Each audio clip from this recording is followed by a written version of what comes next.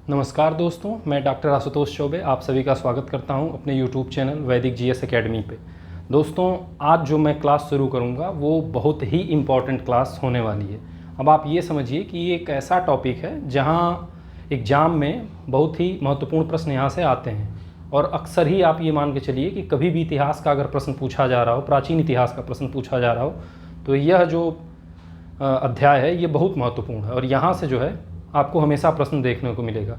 और अध्याय महत्वपूर्ण इसलिए भी है क्योंकि यहाँ पे सम्राट अशोक की बात होती है, चंद्रगुप्त की बात होती है, तो इसलिए इम्पॉर्टेंट हो जाता है। चाणक्य की बात होती है, तो वैसे भी प्राचीन इतिहास में आप सभी जानते हैं कि नहीं, मौर्य साम्राज्य का स्थान बहुत ही महत्वपूर्ण रहा है और एक बहुत ही विशालतम साम्राज्य ये उभर कर आता है।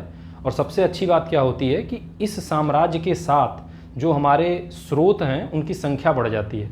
यहाँ जो है आपको देखिए, पुरातात्विक स्रोत, साहित्यिक स्रोत और विदेशी यात्री तीनों के विवरण मिलने शुरू हो जाते हैं और इससे क्या होता है कि इतिहास निर्माण में हमें सहायता मिलती है और हम चीज़ों का तुलनात्मक अध्ययन कर पाते हैं। तो इसके वजह से जो है इसका काफ़ी महत्व है। और हम सभी जानते भी हैं कि नहीं, अशोक के जो अशोक स्तंभ से लिया गया प्रतीक चिन्ह वही आज हमारे भारत सरकार का आधिकारिक चिन्ह है, तो अब उसकी महत्ता को मुझे बताने की ज़रूरत नहीं है। तो आइए हम लोग वीडियो शुरू करते हैं। हाँ, एक छोटी सी बात और मैं आपको बता दूं कि इस चैप्टर में जो है वो लगभग 3 वीडियो बनेंगे, 15-15, 20-20 मिनट के मैं 3 वीडियो बनाऊंगा। आज जो है मैंने इनके प्रारंभ से लेकर बिंदुसार तक का अध्याय में जो है चर्चा होगी और जो अगला वीडियो बनेगा, सिंगल वीडियो मैं चाहता हूं कि अशोक पे बना दूं क्योंकि उससे बहुत सारे प्रश्न आते हैं और अशोक को कायदे से जब आप कर लेंगे तो उससे आपके प्रश्न गलत नहीं होंगे। और जो तीसरा वीडियो होगा उसमें इनकी राजनीतिक व्यवस्था, सामाजिक व्यवस्था, उसके बाद आर्थिक व्यवस्था और किस तरह से धर्म, कला, साहित्य, ये सारी चीज़ें आती हैं वो मैं उसमें आपको दे दूंगा। तो मैं आपसे यही एक रिक्वेस्ट करूंगा कि ये तीनों जो है सीरीज इस चैप्टर का आप क्रम से और बहुत ध्यान से देखिए क्योंकि इससे आपको बहुत सारा लाभ होने वाला है और बहुत ही इम्पॉर्टेंट है। तो आइए शुरू करते हैं। तो जो हमारा मौर्य वंश होता है, ये कल मैंने जब आपसे विदेशियों के आक्रमण की चर्चा की थी तो मैंने आपको उस क्रम में बताया था कि कैसे जब सिकंदर का आक्रमण होता है भारत के पश्चिमोत्तर भाग में, तो उस समय जो है मगध पे नंद वंश का शासन होता है और नंद वंश का जो शासक होता है वो घनानंद रहता है। तो जब पश्चिमोत्तर क्षेत्र में अटैक होता है तो उसी पश्चिमोत्तर क्षेत्र में आप देखिए कि तक्षशिला विश्वविद्यालय रहता है और चाणक्य वहीं आचार्य रहता है। तो वहाँ उठी अव्यवस्था का लाभ उठाकर वो चंद्रगुप्त को लाता है और कैसे जो है नंद वंश का साम्राज्य समाप्त करके वो मौर्य वंश की स्थापना करवाता है और आगे की कहानी फिर शुरू होती है। तो आइए फिर देख लेते हैं हम। तो अगर हम सबसे पहले स्रोत की बात करें, मौर्य साम्राज्य से जुड़े स्रोत की बात करें, तो मैंने अभी आपसे कहा कि स्रोतों की बहुलता हो जाती है, तो उन स्रोतों को देख लें। हाँ, एक चीज़ और आपको ध्यान रखना है कि इन स्रोतों से भी सीधे प्रश्न बनते हैं, इसलिए आप यहाँ ध्यान से समझिएगा जो चीज़ें मैं आपको समझाने की कोशिश कर रहा हूँ, क्योंकि यहाँ से सीधे आपसे प्रश्न बन जाएंगे। तो आप देखे रहेंगे तो आपके क्वेश्चन नहीं गलत होंगे, क्योंकि यहाँ क्वेश्चन गलत ज़्यादा होते हैं क्योंकि इतना हमारा ध्यान जाता नहीं है, इसलिए आप ध्यान रखिएगा। तो सबसे पहले अगर हम साहित्यिक स्रोतों की बात करें तो आप देखिए कि एक ग्रंथ है मुद्रा राक्षस, विशाख दत्त इसके रचनाकार हैं, लेखक हैं। तो मुद्रा राक्षस से जो है मौर्य वंश के बारे में हमें जानकारी मिलती है। बाकी जो दूसरा एक ग्रंथ है और सबसे महत्वपूर्ण, आप देखिए अर्थशास्त्र कौटिल्य का, इसको भी आप जानते हैं, इससे भी सूचना मिलती है मौर्यकालीन समाज, राजनीति सबकी। फिर पतंजलि का है महाभाष्य, तो महाभाष्य से भी मौर्यों के बारे में जानकारी मिलती है। फिर तमिल साहित्य के 2 ग्रंथ हैं। अब देखिए, अब ये 2 ग्रंथ आपको याद होने चाहिए। हो सकता है कि दे कि नहीं इनमें से किस तमिल ग्रंथ से सूचना मिलती है, 3 गलत दे दे, 1 सही दे दे, तो वहाँ आप फंस जाएंगे, इसलिए आप इसको याद रखिए। पहला ग्रंथ है अहना नूर, थोड़ा सा टेढ़ा है नाम, तमिल साहित्य का है, और दूसरा है परडार। तो इन दोनों से भी सूचनाएं मिलती हैं हमें, किसके बारे में, मौर्य वंश के बारे में। अब फिर देखिए एक रचना है बृहद कथा मंजरी, क्षेमेंद्र की रचना है ये, इससे, और कथा सरित सागर। देखिए दोनों में कथा कथा है, इसलिए लेखक में कन्फ्यूजन होने लगता है। तो बृहद कथा मंजरी क्षेमेंद्र की है, कथा सरित सागर सोमदेव का। इन दोनों से भी हमें मौर्य वंश के बारे में जो है जानकारी मिलती है। फिर देखिए जैनों के बहुत सारे ग्रंथ हैं और उसमें हमें ज़्यादा कन्फ्यूजन यही होता है, ये आपको ध्यान रखना है। तो ध्यान से देखिए कि जो जैन ग्रंथ है उसमें है कल्पसूत्र, फिर है परशिष्ट पर्वन, विविध तीर्थ कथा, कथा कोश, बृहद कथा कोश, और उसके बाद जो है ये इम्पॉर्टेंट हो गए आपके जैन साहित्य में। अब देखिए कई में इसमें कथा कथा जुड़ा हुआ है, तो आपको ध्यान रखना है कि कल्पसूत्र हो गया, परिशिष्ट पर्वन हो गया, विविध तीर्थ कथा, फिर कथा कोश और बृहद कथा कोश। तो इसमें क्या है कि आपको जैसे 4 ऑप्शन में दे दे, जिसमें से कि 3 सही हो और 1 नहीं सही हो, तो आपसे पूछ ले कि निम्न में से किस ग्रंथ से सूचना नहीं मिलती है, या 1 दे दे 3 नहीं दे दे, तो उसमें से ये पूछ ले कि किससे मिलती है। तो इसलिए आप जैन साहित्य के इन ग्रंथों को ध्यान रखिएगा। अब इसके बाद देखिए बौद्ध साहित्य के भी ग्रंथ हैं, जैसे दिव्यावदान, ये अवदान साहित्य है। उसके बाद मिलिंद पन्नो, इससे भी हमें मिलती है। और उसके बाद विष्णु पुराण, पुराणों में जो है देखिए विष्णु पुराण से हमें मौर्य वंश के बारे में जानकारी मिलती है। तो ये स्रोत हो गया कि किन किन स्रोतों से हमें मिलती है। तो ये साहित्यिक स्रोत की चर्चा मैंने कर ली।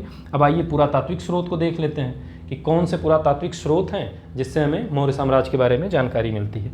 तो सबसे पहले देखिए अशोक के अभिलेख हैं, और 40 अभिलेख हैं लगभग। कुल अभिलेख अगर आप इसके दीर्घ शिलालेख, स्तंभ लेख, लघु शिलालेख, इसकी चर्चा, सारी चीज़ों की चर्चा मैं अशोक वाले वीडियो में करूँगा, तो उससे हमें सूचना मिलती है और काफ़ी इंपॉर्टेंट हो जाते हैं, ये सब बहुत महत्वपूर्ण है।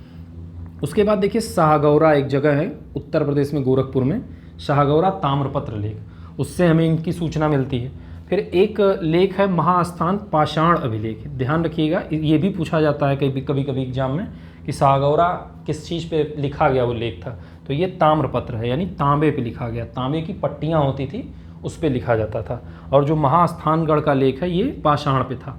और इस महास्थानगढ़ अभिलेख से सामुदायिक ऋण की चर्चा मिलती है। ये भी सीधे पूछा जा सकता है कि मौर्य काल में किस अभिलेख से सामुदायिक ऋण की चर्चा मिलती है। तो आप याद रखिएगा कि महास्थानगढ़ लेख है, ये बांग्लादेश में आज स्थित है महास्थानगढ़, बोगरा एक जगह पड़ती है, और मौर्य वंश की जानकारी मिलती। और एक देखिए नया पुरातात्विक स्रोत हमें मिला है, सन्नति में एक वो मिली है, पाषाण की प्रतिमा मिली है ना, उससे जो है अशोक के बारे में, अशोक का एक चित्र फलक है एक पाषाण पे, और वहाँ रण्यो अशोका लिखा गया है। तो उसे भी हमें ध्यान रखना है कि इस प्रतिमा को, कि वहाँ से इनके बारे में जानकारी मिलती है। फिर एक जगह है भीटा, प्रयागराज में पड़ता है ये, भीटा से भी जो है संरचनाएं मिली हैं, कुछ किलों की और दुर्ग की संरचनाएं मिली हैं मौर्यकालीन। तो ये हमें याद रखना है कि ये पुरातात्विक स्रोत हैं जो हमें मिलते हैं। अब इसके बाद जो तीसरा हमारा स्रोत है विदेशी विवरण या विदेशी साहित्य, तो इसमें देखिए सबसे प्रसिद्ध जो है इंडिका मेगास्थनीज की, और इसमें हम देखते हैं कि किस तरह से मौर्यकालीन नगर समितियों की चर्चा या पाटलिपुत्र के बारे में बहुत सारी चीज़ें हमें जो है मौर्यकालीन समाज संस्कृति मेगास्थनीज की इंडिका से देखने को मिलता है। उसके बाद 2 तिब्बती ग्रंथ हैं देखिए, दीपवंश और महावंश, इससे भी हमें जो है मौर्य वंश के बारे में जानकारी मिलती है। और एक लेखक हैं, तिब्बती लेखक हैं तारानाथ, लामा तारानाथ, इनसे भी हमें सूचना मिलती है। और इनका जो लामा तारानाथ का विवरण है ये जो है बहुत ही भ्रामक विवरण है।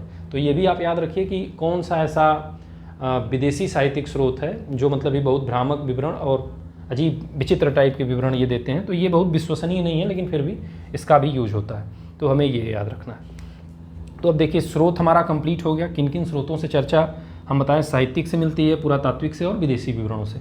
अब जो है देखिए हम यहाँ 2 महत्वपूर्ण शासकों को आज केवल देखेंगे, क्योंकि मैंने आपसे पहले ही कहा कि जो अशोक का होगा, अशोक पे मैं एक सिंगल वीडियो बनाऊँगा, वो वीडियो इंपॉर्टेंट होगा। अशोक से जो जुड़े मामले हैं या जुड़ी हुई चीज़ें हैं वो ज़्यादा हैं, तो उस पर मैं कल सिंगल वीडियो बनाऊँगा अशोक का। तो यहाँ पे जो है हम चंद्रगुप्त और बिंदुसार के बारे में देखेंगे। तो चंद्रगुप्त को देखते हैं। पहला शासक जो होता है, संस्थापक की अगर बात करेंगे तो मौर्य वंश का संस्थापक चंद्रगुप्त रहता है। 322 से लेके 298 ईसा पूर्व तक इसका टाइम रहता है। और इसको जो है भारतीय स्वतंत्रता का संस्थापक भी कहा जाता है, क्योंकि उस समय देखिए आक्रमण हुआ रहता है सिकंदर का, और उन अव्यवस्थाओं को हटाते हुए, और फिर आप देखेंगे आगे चल के कि नहीं सेल्यूकस का भी युद्ध होता है, तो उसको भी पराजित करता है ये, और एक बड़े साम्राज्य की स्थापना करता है चंद्रगुप्त मौर्य। तो आइए देखते हैं। अब चंद्रगुप्त मौर्य का देखिए, इसमें तो बहुत सारी चीज़ें हैं, लेकिन मैंने सिर्फ वो चीज़ें ले रखी है जो आपको एग्जाम के पॉइंट ऑफ व्यू से ज़रूरी है। मैं बार बार इसी बात पे जोर देता हूँ, है ना, क्योंकि आप लोगों को भी लगता होगा कि मैं एक ही बात बार बार दोहराता हूँ, तो वही ज़रूरी भी है हम लोगों के लिए कि एग्जाम पॉइंट ऑफ व्यू से क्या ज़रूरी है। तो इसके कुछ नाम हैं जो विभिन्न जो विदेशी यात्री थे या विदेशी लेखक थे उन्होंने इसे विभिन्न नामों से बुलाया, तो उसको समझ लेते हैं। इसका देखिए एक नाम रहता है सेंड्रोकोट्स, तो इसे जो है कौन से विदेशी जो लेखक हैं वो सेंड्रोकोट्स नाम से इसको लिखते हैं अपने विवरण में, तो वो है मेगास्थनीज। आप ये भी याद रखिएगा क्योंकि ये भी पूछा जाता है, कई बार पूछा भी गया है। स्ट्रैबो, एरियन और जस्टिन, ये 4 लेखक हैं। अब जैसे 4 हैं, एक को हटा देगा कि इनमें से कौन नहीं कहता है, या एक को दे के 3 को गलत दे दे कौन कहता है, तो वो आपको याद रखना होगा कि 4 लोग हैं जो इसे सेंड्रोकोट्स बुलाते हैं। मेगास्थनीज बुलाता है, स्ट्रैबो बुलाता है, एरियन बुलाता है और जस्टिन बुलाता है ना। अब एक चीज़ और आपको याद रखना है कि ये जो सेंड्रोकोट्स रहता है, सबसे पहले इसका तादात्म्य जो है चंद्रगुप्त मौर्य से सर विलियम जोन्स लगाते हैं। एशियाटिक सोसाइटी ऑफ बंगाल के संस्थापक रहते हैं, वो कलकत्ता हाई कोर्ट में जज रहते हैं। हम सभी जानते हैं कि उन्होंने ही सबसे पहले जो है इस सेंड्रोकोट्स को चंद्रगुप्त के साथ स्थापित किया कि यह जो शासक है वो चंद्रगुप्त है, तो इसको भी आपको याद रखना है। फिर इसका एक दूसरा नाम है एंड्रोकोप्स। अब देखिए यहाँ सेंड्रो था और यहाँ एंड्रो है, दोनों अलग है, कोट्स वहाँ भी है, कोट्स यहाँ भी है। तो 2 लेखक हैं जो इसको एंड्रोकोट्स कहते हैं। एपियन, थोड़ा सा याद रखने के लिए मैं आपको बता दूं, एंड्रो और ए से एंड्रो, ए से एपियन, ये कोई वो नहीं है लेकिन थोड़ा आप याद कर सकते हैं। और प्लूटार, 2 लेखक हैं जिन्होंने इसको एंड्रोकोट्स कहा है। और इसके बाद एक नाम इसका आता है सेंड्रोकोप्ट्स। यहाँ सेंड्रोकोट्स था, यहाँ सेंड्रोकोप्ट्स है, आधा प भी है। तो एकमात्र जो लेखक है फिलार्कस, ये जो है इसको सेंड्रोकोप्ट्स कहता है। तो ये आप जरूर याद रखिए क्योंकि ये आ जाएगा तो बहुत कंफ्यूजिंग भी है और भूल जाता है अक्सर ये। अब देखिए कि जो चाणक्य रहता है, जब घनानंद जो है उसे अपने दरबार से उसका अपमान करके उसे भगा देता है, तो वो जाता है और जो है वो प्रतिशोध लेने के लिए चंद्रगुप्त को लेके आता है। तो चंद्रगुप्त की उसकी भेंट जो होती है वो सबसे पहले होती है कब, वो विंध्याचल क्षेत्र से जा रहा होता है, विंध्य के पर्वतों में, और चंद्रगुप्त जो है अपने साथियों के साथ जो है उसी समय एक खेल खेल रहा होता है। उस खेल का नाम देखिए राजकिलम है। चंद्रगुप्त राजा बना होता है और उसके साथी नीचे बैठे होते हैं और वो जो है उनका न्याय कर रहा होता है। तो जब चाणक्य देखता है तो बहुत प्रभावित होता है चंद्रगुप्त के फैसलों को देख के, उसके बातचीत करने के तरीके को देख के। और 1000 कारसापण, देखिए दोनों चीज़ पूछा गया है कि कौन सा खेल खेल रहा होता है, तो चंद्रगुप्त उस समय राजकिलम का खेल खेल रहा होता है। और ये भी पूछा गया है कि चंद्रगुप्त को चाणक्य ने कितने पैसे में खरीदा था, तो 1000 कारसापण दे के चाणक्य ने चंद्रगुप्त को खरीदा था और ले जाके फिर इसको जो है ये ट्रेंड करता है और फिर ट्रेंड करने के बाद जो है ये घनानंद के खिलाफ इसको यूज करता है। और इससे भी संबंधित एक कहानी, एक बौद्ध ग्रंथ है महाबोधिवंश, उसमें एक विवरण आता है कि एक छोटा सा बच्चा होता है और वो एक गरम रोटी जब उसकी माँ बना के उसको देती है तो उसको बीच से जो है फोड़ फोड़ के, बच्चे अक्सर देखते हैं खाने की कोशिश करते हैं, तो जब वो बीच से फोड़ कर खा रहा होता है तो उसकी माँ उसे डांटती है और कहती है कि तुम भी वही गलती कर रहे हो जो चंद्रगुप्त और चाणक्य कर रहे होते हैं। और ये लोग क्या कर रहे होते हैं, पहले जो है घनानंद के मध्य क्षेत्र पे अटैक करते हैं और वहाँ ये बहुत सफल नहीं हो पाते हैं। तो वो समझाती है कि जब रोटी को किनारे से तोड़ के खाओगे तो उसका भाप निकल जाएगा और रोटी ठंडी हो जाएगी और आसानी से तुम खा लोगे। तो चाणक्य इस कहानी को सुनता है, वो भी सुन रहा होता है जब ये माँ बच्चे को बता रही होती है, तो उसके दिमाग में आता है कि अब हम भी जो है किनारे वाले एरिए से आक्रमण करेंगे। तब ये लोग पश्चिमोत्तर क्षेत्र में जाते हैं, वहाँ अव्यवस्था रहती है और लोगों को इकट्ठा करते हैं और फिर वहाँ से क्षेत्र को जीतते हुए फिर ये मगध की तरफ बढ़ते हैं। तो ये कहानी का भी विवरण आपको पूछ सकता है, तो ये आप याद रखिएगा महाबोधिवंश। कई बार खीर का भी विवरण है, लेकिन रोटी खीर जो भी है याद रखिएगा। अब इसके बाद देखिए जस्टिन एक विद्वान है, लेखक है यूनानी, ये चंद्रगुप्त मौर्य की सेना को डाकुओं का गिरोह कहता है या उसकी संज्ञा देता है। तो ये भी याद रखना है क्योंकि ये आपसे पूछा गया है। अब चंद्रगुप्त जब मौर्य साम्राज्य का स्थापना कर लेता है और मगध पे शासन शुरू करता है, तो सेल्यूकस निकेटर ये उसका सिकंदर का सेनापति रहता है और सिकंदर के मर जाने के बाद ये जो है सीरिया का शासक बन जाता है और इससे जो है चंद्रगुप्त का युद्ध होता है। और इस युद्ध के बाद एक संधि होती है, युद्ध बहुत इंपॉर्टेंट नहीं है, आपको संधि याद रखनी है। एक संधि होती है और वो जो है भारत में पहली अंतर्देशीय या अंतर्राज्यीय संधि रहती है। और उस संधि में कुछ क्षेत्र होते हैं जो चंद्रगुप्त मौर्य को सेल्यूकस निकेटर से मिलते हैं, तो उन क्षेत्रों को जो है कई बार पूछा गया। इसलिए देखिए मैंने ये क्षेत्र जो है क्रम से लिख रखे हैं कि किस क्षेत्र को क्या कहते थे और ऐसे ही मिलान के लिए दे देता है। तो पहला क्षेत्र जो था वो अराकोशिया था। आप उसको ध्यान रखिए कि जो उस समय के क्षेत्र थे, वर्तमान क्षेत्र के जो नाम है उनको पूछा जाता है। तो अराकोसिया जो है आपका कांधार था।